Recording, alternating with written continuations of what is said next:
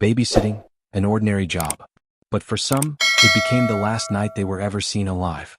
She was just an ordinary teenager, trusted with a job countless young people have done before, babysitting. It was supposed to be a quiet evening, filled with nothing more than cartoons on TV, snacks in the kitchen, and the soft sound of a child drifting off to sleep. But on one chilling night, everything changed. She vanished, without a trace. No signs of struggle, no note left behind, no clear suspects. Just a sudden, terrifying silence. This is the haunting story of the babysitter who disappeared into thin air, and even decades later, her case still raises more questions than answers. The girl at the center of this mystery was well-liked, responsible, and known for her reliability. Friends described her as cheerful, trustworthy, and devoted to her family. Babysitting was her way of earning some extra money, but also something she genuinely enjoyed. Parents in the neighborhood felt safe leaving their children in her care. After all, what could possibly go wrong in a quiet suburban town where everyone knew everyone else?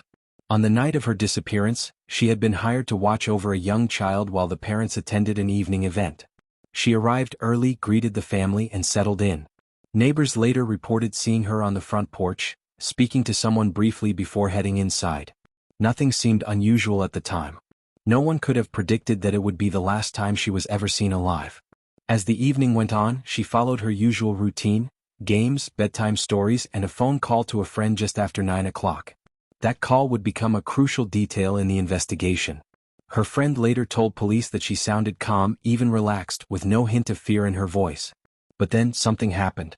Just after 10 o'clock, the phone lines fell silent, and she was never heard from again. When the parents returned home later that night, they expected to find their babysitter watching TV or dozing off on the couch.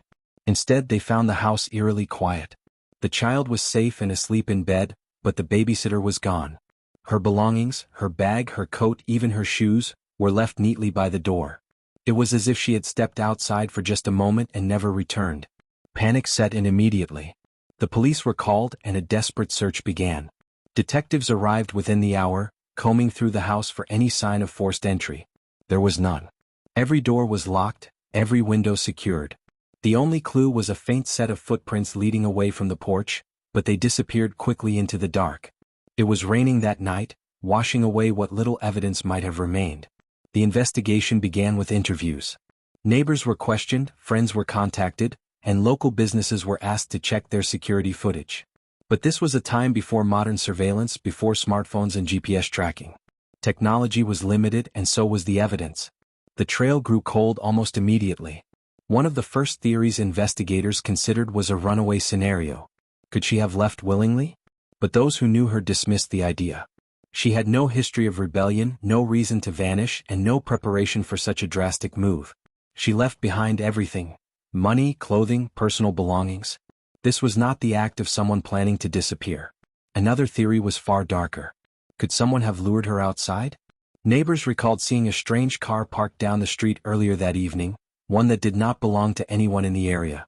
Some speculated that the driver might have been watching her, waiting for the right moment. Perhaps she recognized the person and stepped outside to speak with them. But if that were the case, who was this mysterious visitor? And why did they choose her? As days turned into weeks, suspicion began to fall on those closest to the case. A family friend was questioned extensively, but no evidence linked him to her disappearance. Another man in the community, known for his troubled past, was also investigated but eventually cleared. Every lead seemed to collapse under the weight of speculation and lack of proof. What made the case even more chilling was the pattern it seemed to fit. Across the country, similar disappearances had been reported. Young women vanishing while babysitting, their cases remaining unsolved. Some investigators wondered if this was the work of a serial predator, moving from town to town, preying on vulnerable teens. If so, how many others had fallen victim to the same fate? Years passed, and the family was left with nothing but questions. The girl's face appeared on missing person posters, milk cartons, and eventually in television programs about unsolved mysteries. Tip lines remained open, but no call ever provided the breakthrough investigators so desperately needed. The case grew colder with every passing season. Forensic advancements years later offered a glimmer of hope. DNA testing, previously unavailable, was applied to some of the evidence collected from the home. But even with modern science, the results were inconclusive. The case remained one of the most haunting mysteries in the town's history. Theories continue to swirl even today. Some believe she was taken by someone she trusted, possibly someone from the neighborhood. Others argue it was a random act of violence, the work of a passing stranger. And then there are those who suspect something even darker, a cover-up, a secret that someone in the community has kept hidden for decades. What makes this case so chilling is not just the disappearance itself, but the silence that followed. No ransom note, no body, no closure. A family torn apart, forced to live with the agony of not knowing what happened to their daughter. A community left haunted by the idea that such evil could strike so close to home. And so the story lingers, passed down through whispers, news clippings, and cold case files. The babysitter who vanished without a trace remains a mystery that time has not been able to erase. What do you think happened that night? Was it a calculated abduction, a tragic crime of opportunity, or something much closer to home? Leave your thoughts in the comments below. I read every one. And don't forget to subscribe to True Crime Tapes because the next case we'll cover is even darker. And it might just connect to this one. It was a crisp October evening in 1953 in La Crosse, Wisconsin. The kind of evening where the air carries the faint scent of autumn leaves, and the glow of Friday night football lights beams across small-town America. 16-year-old Evelyn Grace Hartley was expected at a neighbor's house that night. Her job was simple: babysit their toddler while the parents attended the big homecoming game at the local college. Evelyn wasn't the family's first choice. The regular babysitter had plans, so Evelyn's name was suggested.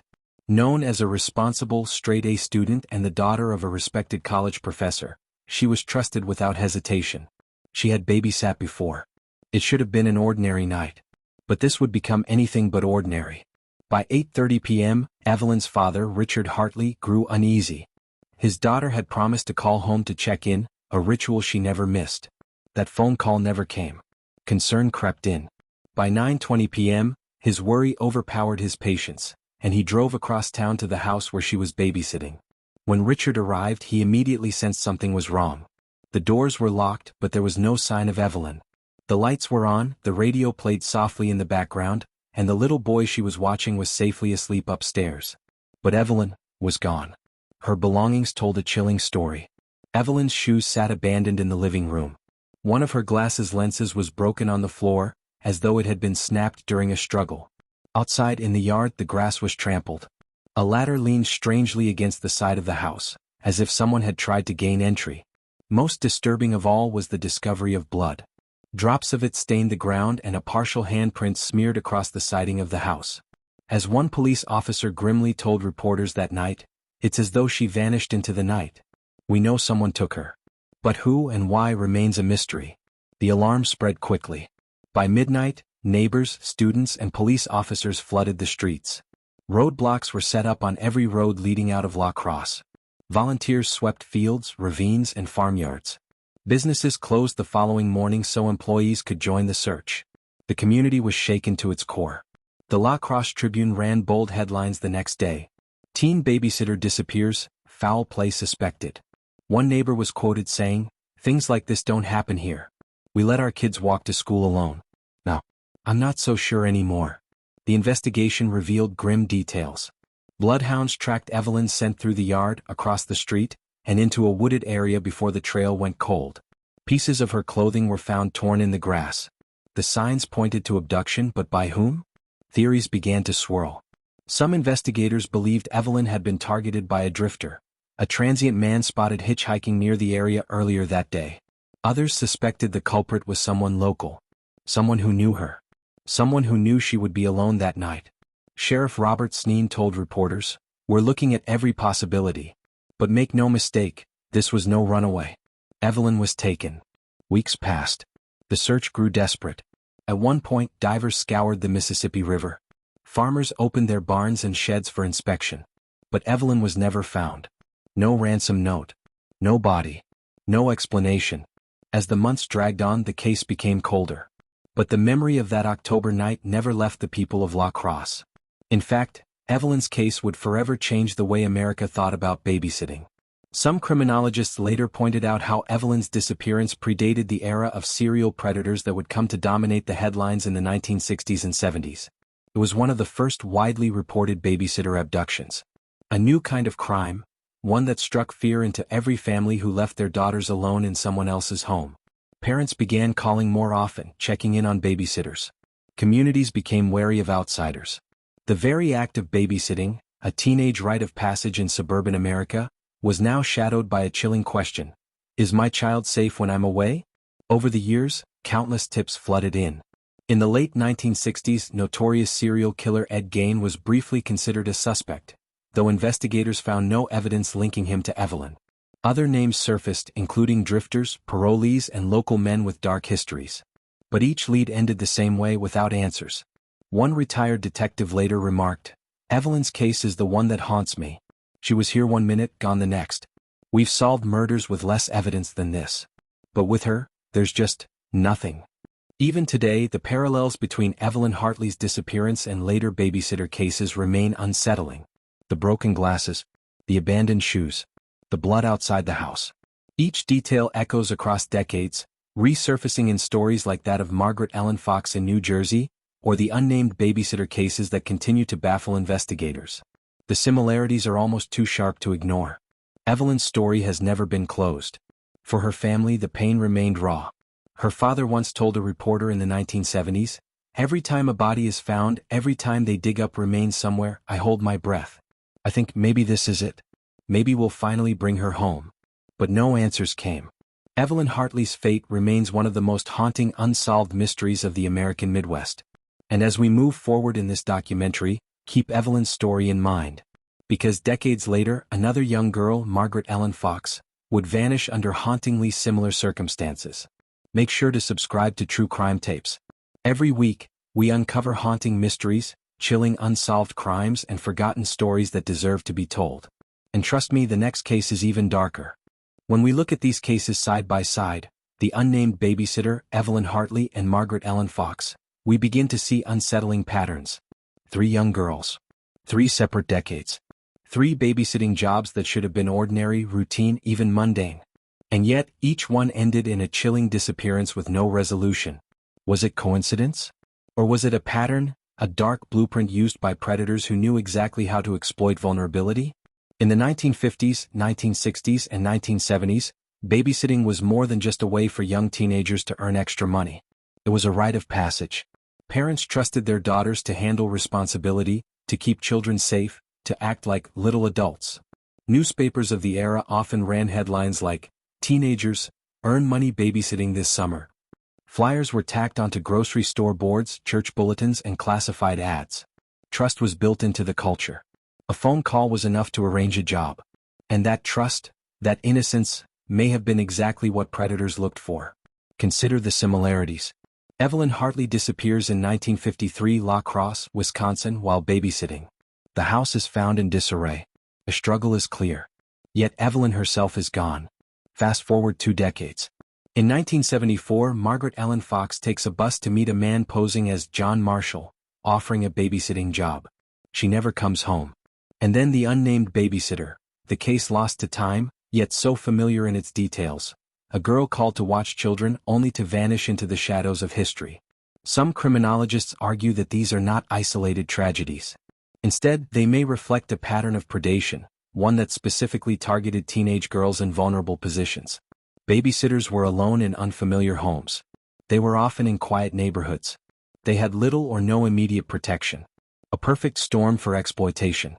One criminology professor once wrote, "The babysitter is in many ways the quintessential vulnerable victim of mid-20th century America. Trusted with responsibility, but given no protection. Alone in the dark. Accessible to anyone with a knock on the door." Theories abound. One theory suggests that predators studied newspaper ads or church postings, waiting for opportunities. Some killers may have even placed fake ads themselves, luring girls like Margaret Fox with promises of easy pay. Another theory points to the rise of opportunistic violence. In small towns, predators knew the rhythms of life: who was babysitting on Friday nights, which homes would have lights on when parents would be gone. Could the same type of offender have been operating across different decades in different states? Skeptics argue no. They point to differences. Evelyn's case involved a violent struggle inside a home. Margaret's case involved deception before she even reached her supposed job. The unnamed babysitter case is less documented but appears distinct in its own ways. And yet, for families, those distinctions mean little. What they are left with is the same: unanswered questions, sleepless nights, and the endless agony of not knowing. We also must consider the psychology of predators. FBI profilers note that targeting babysitters combines two disturbing elements: control and opportunity. Control, because the victim is often younger, more trusting, eager to please adults. Opportunity, because babysitting places them in isolated settings, outside the protective walls of their own homes. One retired FBI profiler once told reporters, "If you're looking for the ideal victim in mid-century America, you couldn't design a better scenario than a teenage babysitter home alone." There's also the cultural lens. The 1950s and 1960s painted babysitting as wholesome. Movies, magazines, even advertisements showed smiling teenage girls holding babies, earning money, being praised by parents. But behind that image, a darker reality was lurking. The Milwaukee Journal, writing about Evelyn Hartley, noted, "For decades, parents worried about leaving their children with strangers. But perhaps they should also have worried about leaving their teenagers to babysit alone." And Margaret's case proves the evolution of tactics. By the 1970s, predators had adapted. Instead of breaking into a home, they could use deception, fake identities, and phone calls to lure victims. The trust was still there, but now it was exploited at the very first step. It's chilling to imagine that these cases might reflect the learning curve of predators. That one disappearance, unsolved and unpunished, may have emboldened another criminal to act again years later. Other comparisons add fuel to this theory. In 1966, in Staten Island, New York, 16-year-old Alice Pereira vanished while babysitting her brother. Some suspect notorious child predator Andre Rand. In 1955, in Chicago, another girl narrowly escaped when a stranger forced his way into the house she was babysitting. She survived, but police later connected the incident to a series of abduction attempts. These near misses and tragic vanishings paint a picture that is far too consistent to ignore. For families, the pattern offers little comfort. To them, each case is deeply personal. Each photograph of a missing daughter is not part of an academic puzzle. It is the center of a shattered world. One parent, speaking decades later, said, "You hope to God they're not connected, because that means there's someone out there who's done this over and over again." Another family member added, "But you also hope they are connected, because maybe that means solving one case could finally solve them all." So where does that leave us? Some investigators believe these disappearances will one day be solved with modern tools: DNA evidence, digital voice analysis, and newly uncovered witnesses. Others believe the truth may never fully surface, lost with the perpetrators who have since passed away. But what is undeniable is the haunting echo these cases leave behind. The echo of three girls who vanished while simply doing what millions of teenagers did: babysitting. As viewers, we must ask ourselves, are these coincidences? Or are they chapters in a single, larger story, one that we've only glimpsed fragments of? And if they are part of a pattern, how many more missing girls are out there, never connected, never remembered, their cases filed away as isolated tragedies? The question is chilling. The answer may be even worse. This is the legacy of the babysitter disappearances. Not just mystery, but a mirror. A mirror reflecting society's trust, its innocence, its blind spots. And until these cases are solved, that mirror will continue to stare back at us with silence.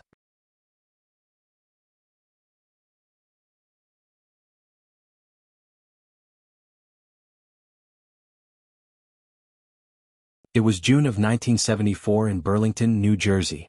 The summer air carried the sound of children playing in the streets, bicycles clicking down sidewalks, and screen doors slamming as families moved in and out of their homes. For 14-year-old Margaret Ellen Fox, the season was filled with promise. She had plans, dreams, and ambitions, but most importantly that week, she had a babysitting job. Margaret, often called Maggie by her friends, was described as bright, soft-spoken, and eager to help others. Like many teenagers, she wanted to earn a little extra money on her own.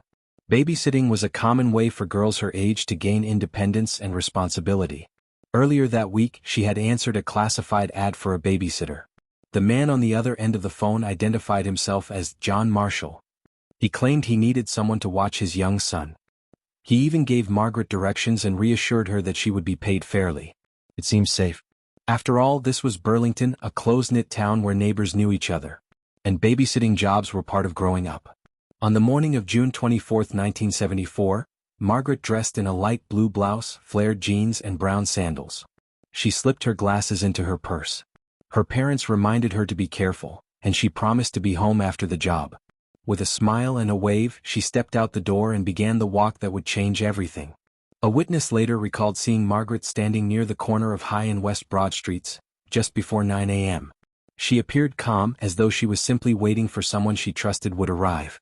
That moment, those few fleeting glances from strangers, were the last confirmed sightings of Margaret Fox. When she didn't return home that evening, her parents grew worried. By nightfall, panic replaced hope. Something was wrong. Margaret wasn't the kind of girl to run away or stay out without notice. The Burlington police were notified. Flyers with Margaret's picture were quickly printed and distributed across the city. The family clung to the hope that she might walk through the door at any moment. But the very next day, their worst fears deepened. The Fox family received a chilling phone call. On the line was a man's voice, low and deliberate. He demanded money, $10,000.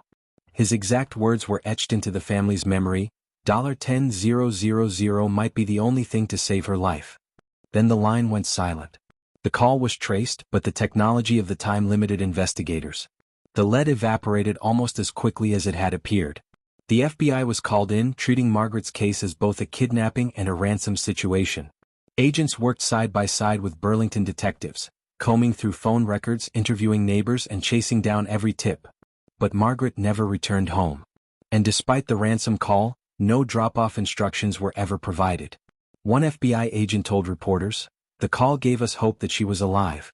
But with no follow-up, no exchange, what we're left with is a mystery inside a nightmare." The Philadelphia Inquirer ran headlines that gripped the community. 14-year-old girl vanishes in babysitting job setup. Another paper quoted a neighbor who said, "This is every parent's worst fear. She wasn't out doing anything wrong, she was just trying to work to help a family to earn a few dollars." The case quickly spread beyond Burlington. Parents across New Jersey warned their daughters to be careful, to never go alone to jobs arranged over the phone. Babysitting, once considered harmless, now carried a sinister undertone. For the Fox family, life became unbearable. Days turned into weeks and weeks into months. Each ring of the telephone sent shivers through the house. Each call could be him, the man who knew what happened to their daughter. But no answers came. Theories abounded. Some believed Margaret had been lured by a predator posing as an employer. Others thought she might have been taken by someone she already knew, someone hiding in plain sight. One retired officer years later reflected, "This case had the hallmarks of a planned abduction. The false job, the arranged meeting spot, the ransom call. Whoever did this wasn't their first time thinking it through." The FBI held onto the recording of that chilling ransom call. Nearly 50 years later, in 2019, they released it publicly, hoping someone might finally recognize the voice. In the recording, the anonymous man says, $10,000 might be the only thing to save her life. Even decades later, the words send chills. Margaret's case remains open to this day. The FBI continues to list her as a missing person.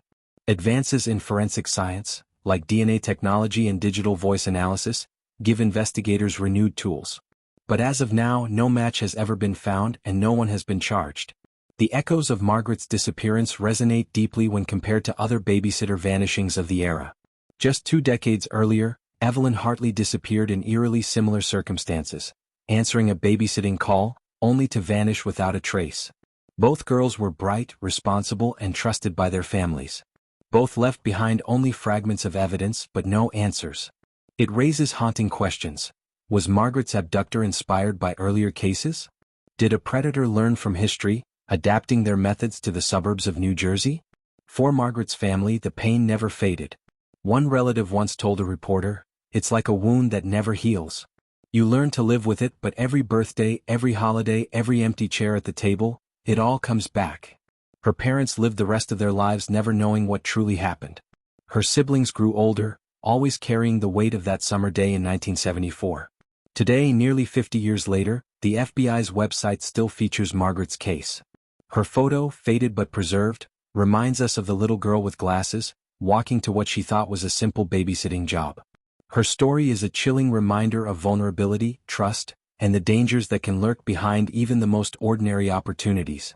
And just like Evelyn Hartley, Margaret Ellen Fox's fate remains one of the most haunting cold cases in American history. Decades have passed. Generations have come and gone. But still, these cases remain unsolved. Evelyn Hartley. Margaret Ellen Fox. The unnamed babysitter whose story began our journey tonight. 3 names, 3 girls, forever frozen in time. And yet, they are more than names. They are warnings. Shadows that stretch across decades. Reminders of how quickly safety can shatter. And how fragile the line truly is between ordinary life and unthinkable tragedy. Think about it. One moment, a teenager is reading bedtime stories, warming a bottle, turning off the porch light. The next moment she's gone. No trace. No explanation. No closure. It raises the chilling question.